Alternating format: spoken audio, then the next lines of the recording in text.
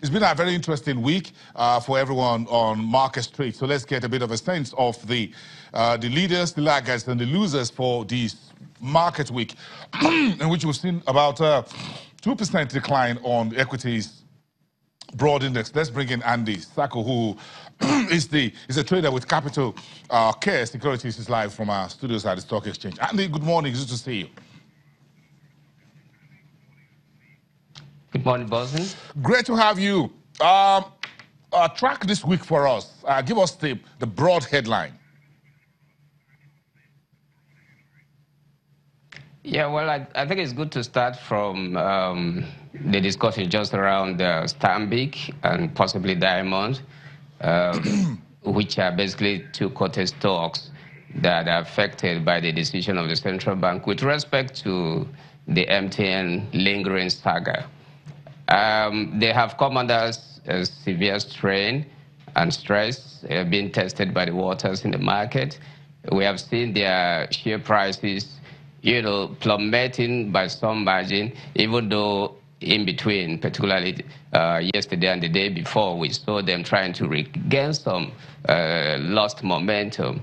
However, that said, I think, the actions of the central bank and the declaration, which have eventually resulted into the actual debiting of the bank's accounts, have had some impact, obviously, on the performance of those two stocks. But taking a leap out of that, just like you also remarked, we have seen the market losing about 1.8% starting from Monday. And quite a number of explanations can go to this.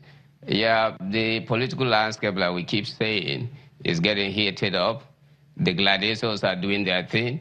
It's taking its toll to an extent on sentiments around investors. So we have seen some moderation in terms of investors' appetite. But that said, we continue to see some traction for particularly the tier one banks in the likes of Guarantee, Access, Zenith, UBA. And we've seen significant volumes being moved in these companies' shareholdings. So one way to look at it is, okay, if the market is that troubled, in quotes, how come we're seeing such significant patronage for some names? I do think that in terms of valuation, the market presents an opportunity, for investors. And for those who are looking beyond the political terrain, they are beginning to think that, look, at the current values, how much lower can the market go? Yeah, of course, there could still be some diminution in value, but people are beginning to think that it is possible that we are near recovery points. And if I can just think, particularly with my time horizon, I should be able to, by this time next year, scoop in some margins. And I think that's guiding the market significantly. You mentioned a little bit, Andy, and that's a very nice summary of the highlights of the week so far. But again, if you look at the leaders, the laggards, and the losers, you spoke a bit about the leaders in terms of volume, who's moving volume in the market. Whichever way, whether the market is bearish or bullish, they're always major movers in the market to the sell side or the buy side. So it always happens. So good news or bad news. But again, if you look at the laggards and the losers for the week, where do you see that? Is it in the oil and gas? Is it in consumer goods or the industrial? The industrial has suffered some level of diminution, particularly if you look at Dangote Cement, which is a key leader in that sector. But that is also not that significant because it's fairly muted. We have seen a diminution in its value particularly, but it's not untoward, and it's certainly not based on any fundamental shift in the performance of the company.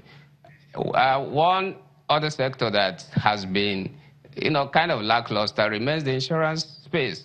Even though a few of them have shown resilience in terms of momentum, volume, and value, we saw a spike, especially for ICO, which was trending at some level of 66 kobo and tended towards 1 naira in the course of this week, even though it is already moderating. That is on the heels of the fact that they're going to raise some money.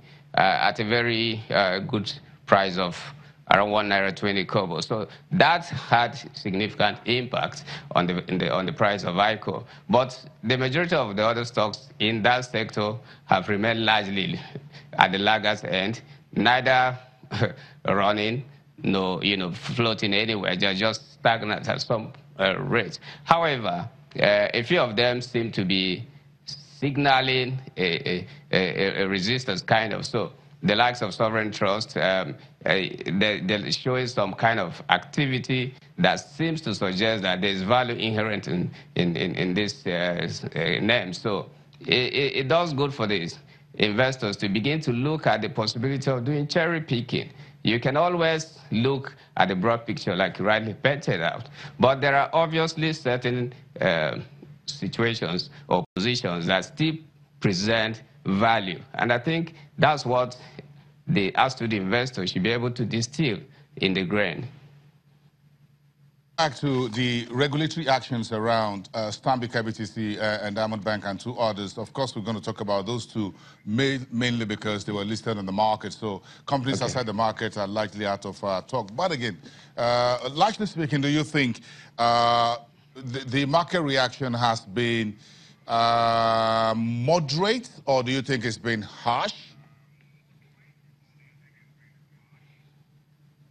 In my opinion, I think the market has been very moderate and considerate to the two listed stocks. Ordinarily, you would think that given the level of allegation and now effective charge on the bank's accounts, that the market would kind of punish those two stocks much more than we've seen.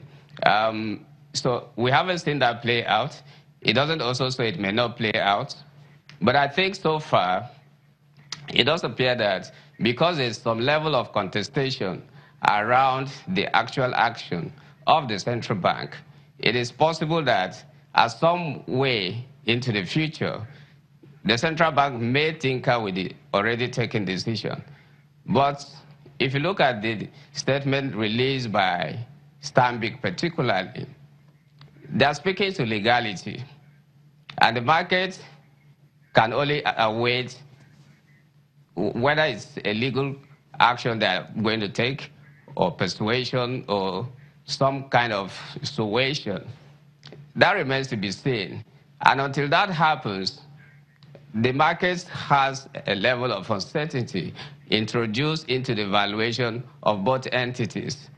And for as long as uncertainty lingers in the minds of investors, they're not going to take swift and prompt decisions. They'll be doing a wait-and-see attitude and action. And one of the things the market never likes to hear is uncertainty. And for as long as you introduce uncertainty into the valuation, more so when such uncertainty is outside the reach of the market, anything can happen. So I think the market is being fair. We cannot speak for either party at this point. So legality will be an issue, I think, for the court to decide should they go to that extent. Well, banks often run into loggerheads with their regulator almost on a regular basis. So this is, but again, the market and investors will take a deeper look at this thing as time goes on. But again, let's look at, this is 1 week when earnings seem to have dried up. Are we done with earnings, as it were? We haven't heard from a few banks and a number of other, say, for the first half of the year earnings. I'm not sure. Do we have Fidelity Bank on the street yet, the numbers? Andy? We are still looking forward to quite a number of company results. Talking about banks, Fidelity just within the week issued another statement suggesting that they may linger in the publication of their result till month end. Beyond the issue of, not being able to release results within regulatory stipulated timelines, it does appear that some corporate entities, maybe their financial managers, don't seem to understand the fact that information flow is key. And it must not be left at the threshold of force. The extent of willingness for you to produce and avail the market information around you, whether called by regulation or activated by yourself, has a lot of impact on how the market perceives you. So it is always better, whether or not your song is good to be sung, that it should first be heard. So you leave it to the listener to decide as to whether or not that tune truly is good enough. The layers of results, for any reason, under any guise, Andy, doesn't do you so much good. Andy, that's well understood. Yes, now, if you're finishing that up on the side of music, this is weekend. So what are your favorite songs you're listening to for the weekend? Sweet tunes. Give me one of your favorites. Go ahead.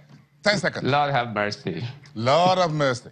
Okay. Is that a sweet? Is it a classic or what? Lord have mercy. What kind of music is that? That was a song line. That was a song line, not the tune itself. Okay, Lord have mercy. It's raining all over Lagos. Get out of there. Thank you very much. See you in this some other time. Andy Tsaku, trader with Capital Care Security.